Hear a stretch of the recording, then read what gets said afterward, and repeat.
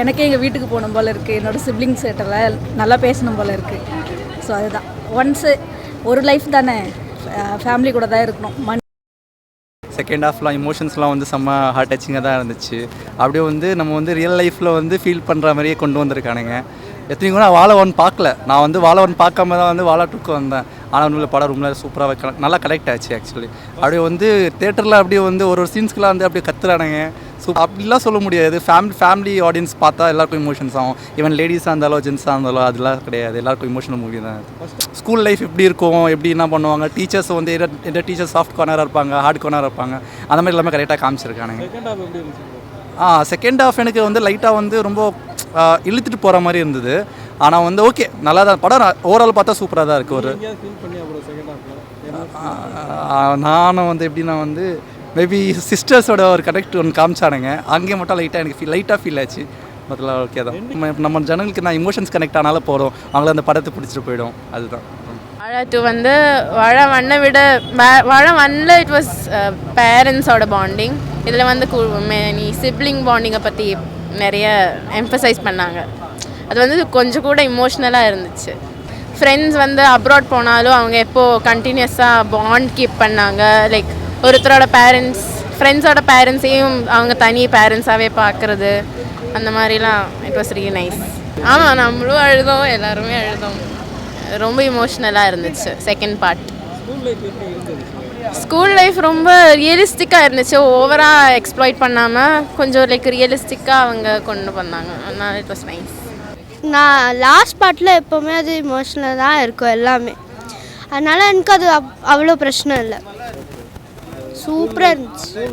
எனக்கு இல்லை, என்னோட அப்பாவோட காலேஜும் ஸ்கூல் டைம் வந்து அந்த ஸ்கூல் தான் என்னோட அப்பா படித்தது. காமெடி சூப்பராக இருந்துச்சு. சாங்ஸ் அது என்னோட ஃபேவரட் சாங் தான், எனக்கு ரொம்ப பிடிச்சிச்சு. அந்த லாஸ்ட் சாங் நல்லா மீனிங்ஃபுல் படம் தான். கனெக்ஷன் நல்லா தான் இருக்குது. ஸோ எனக்கு ரொம்ப பிடிச்சது. ஃபேமிலி மெம்பர்ஸ்க்கும் நிறைய பேர் பிடிச்சிருக்கும். ஸோ அதான் நல்லா புது இது கிரியேட்டர்ஸை வச்சு, கண்டென்ட் ரைட்டர்ஸை வச்சு எடுத்திருக்காங்க. So one of the most நல்ல படம் தான் இது. காமெடி சென்ஸ்லாம் பக்காவாக இருக்குது. எக்ஸ்பெக்டே பண்ணல. Mollywood is coming back.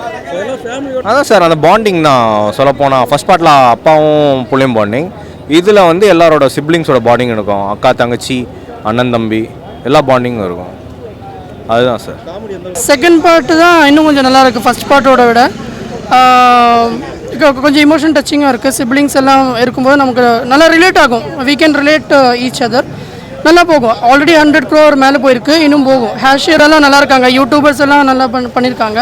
That's all. இவங்க தான் சூப்பராக இருந்துச்சு ப்ரோ. நமக்கு வந்து ரிலேட் ஆகலாம். நம்ம வந்து will go back to the +2 and நம்ம ஸ்கூல் ஃப்ரெண்ட்ஸ் எல்லாமே நமக்கு வந்து ரிலேட் ஆகும். சூப்பராக இருக்குது. ஒர்த் ஃபார் எல்லாமே லேர்ன் பண்ணியிருப்பேன். இந்த ஜென்ரேஷன் இருக்கவங்க வந்து அவங்களுக்கு ரொம்ப ரிலேட் பண்ணியிருக்கலாம். இப்போ இருக்கவங்க வந்து பார்த்துக்கலாம். It's a good moral stories எல்லாமே சொல்கிறாங்க. Good movie. Every one has to watch the movie. சூப்பராக ஒர்க் அவுட் ஆகிருக்கு. எல்லாமே வந்து கிளாப்ஸ் எல்லாத்துக்குமே வந்து கைத்தட்டலாக இருந்துச்சு. ரொம்ப நல்லா இருந்தது. பசங்க எல்லாரும் அவங்களோட பாஸ்ட் லைஃப்க்கு போன மாதிரி இருந்திருக்கும். ரொம்ப நல்லா இருந்தது. அவங்களுக்கும் ஒரு நல்ல வாய்ப்பு.